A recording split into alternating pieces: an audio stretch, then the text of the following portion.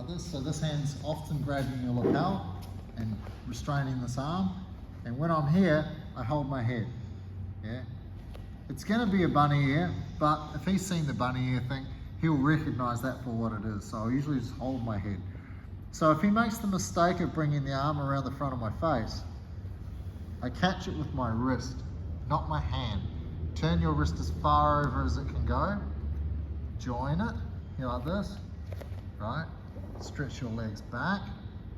Put your weight on the near side of his chest and bring his arm under his shoulder, right?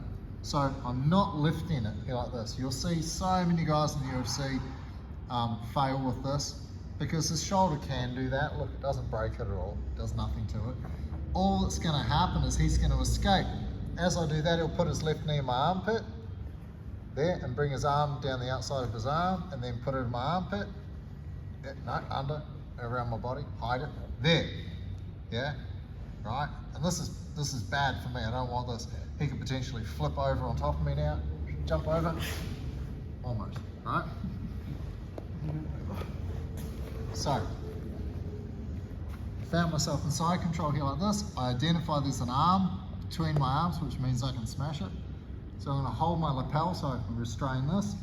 I'm going to make a little subtle bunny ear. The arm comes around. Hook it with your wrist deeply. Grab your other wrist deeply, like this. Bring yourself back onto your side of his chest. When you do that, it's going to lift his far shoulder, which is the last thing that arm wants.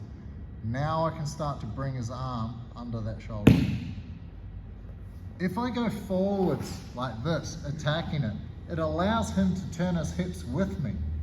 There, right? And that's going to make it easier on his arm. Yeah, I want the opposite.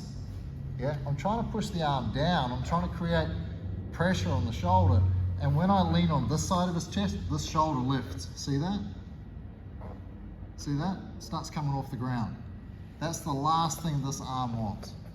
This arm ultimately wants to hide under his body, which means retracting his bottom shoulder. That's what that arm wants. So I want the opposite. I want to put lots of pressure on this side of his chest so that shoulder lifts and exacerbates the pressure on the shoulder. Yeah?